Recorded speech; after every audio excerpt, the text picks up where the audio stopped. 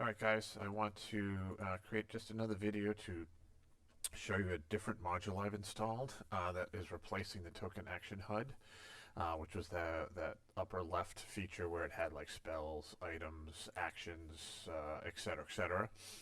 I like this better because it breaks things out by the type of action you can take. But after we use it this weekend, we'll see if you like it. If not, we'll kill it and go back to the other one. So with that, let me just jump into it. So I'm logged in as a player character, so this will be your view. And if I come down here, notice that the macro bar is missing.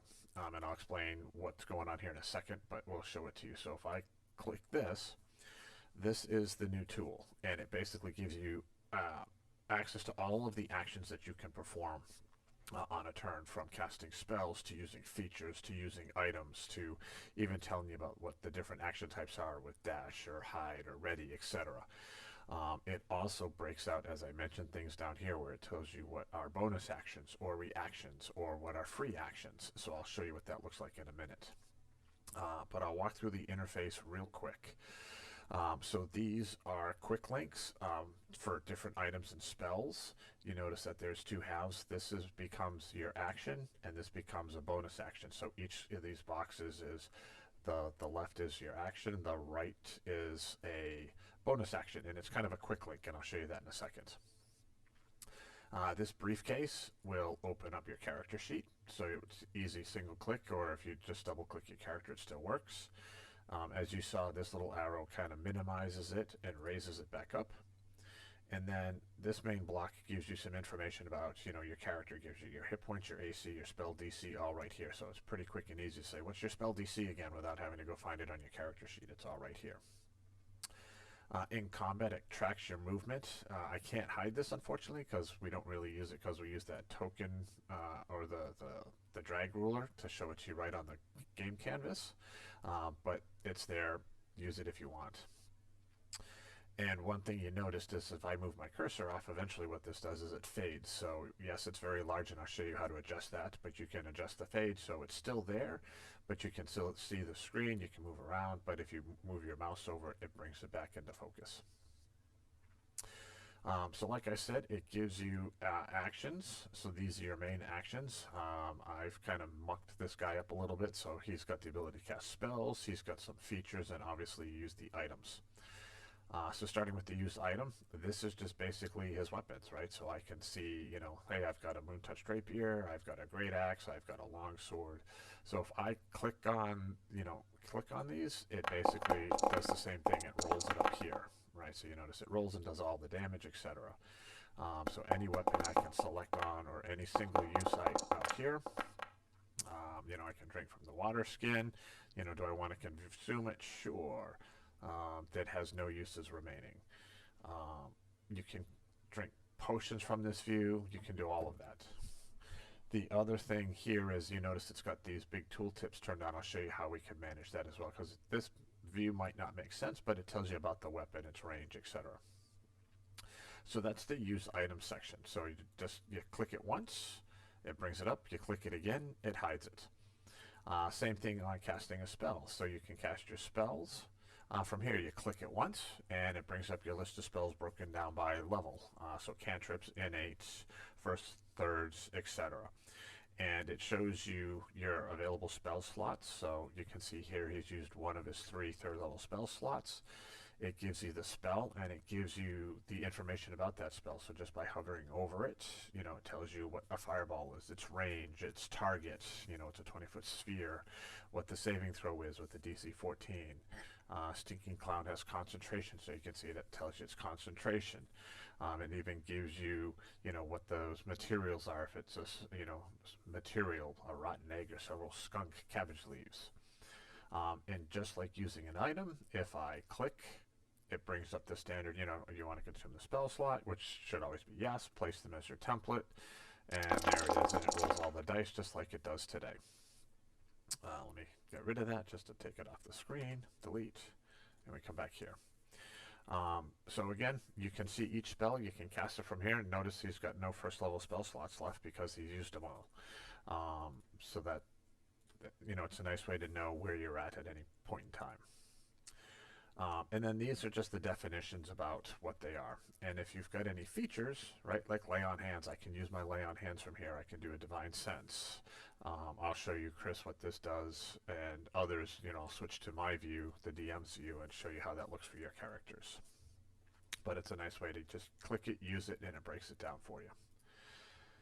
And like I said, the nice thing here is it shows you bonus. So, every combat round you have a bonus action. Well, if you click on that one, it tells you what your bonus action options are, right? I can do a sanctuary spell. Unfortunately, I don't have any spell slots, so, it's probably going to come back and say, sorry, you have no spell slots, so it doesn't let you cast it.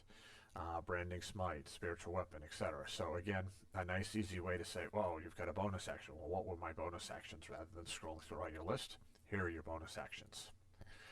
And then you've got some various free actions, right? So like this guy's got relentless endurance. So if he drops down to reduced to 0 or less, he can use this and it pops him back up to 1 hit point. And again, the nice thing here is if I use the ability, notice it changed to 0. It did say 1 if you didn't catch that. So it shows up here. But again, it's a nice way to remember to say, what do I do? How do I do that? So it shows it to you. If you like, you can also, you can also switch between the views. So this double the double swords here, I click it, it brings back the traditional view with your macro bars. So this is just a way to switch between these two. So with kind of that quick walkthrough, let me show you how you can configure this. So if you go out to the upper right, you click on Game Settings, click on Configure Settings, then go to Module Settings. You're looking for this Argon Combat HUD. And then you can do all kinds of different things. You can change the scale. So I said it was really large, so you can decide how big or how small you want it. And if I save changes, I'll have to click off. I might have to disable it and re-enable it. Notice now it's much smaller, so you can control how much space it takes on the screen. If I go back, you can move it around. You can move it up, a little bit if you don't want it that low. You can move it down left and right. I would recommend this because if you don't hide it, what happens is it shows up over and it makes it hard to read. Player details on bottom. You can turn that on or off if you want. Definitely set prepared spells only, otherwise it shows you your entire spell book. So I would just use prepared spells only. And then you can do tooltips on hover. You can either turn them all off, which I don't necessarily recommend because I like the ability to do it over the spell. But again, that's up to you. So if you click tooltips off, it will disable it across the board. You can set how big it is because again, I had it 1 for demo purposes. You can set this down to what size you would like to make sense. And then you can turn them off for different things like, not the special actions. I don't really need to do it for ability.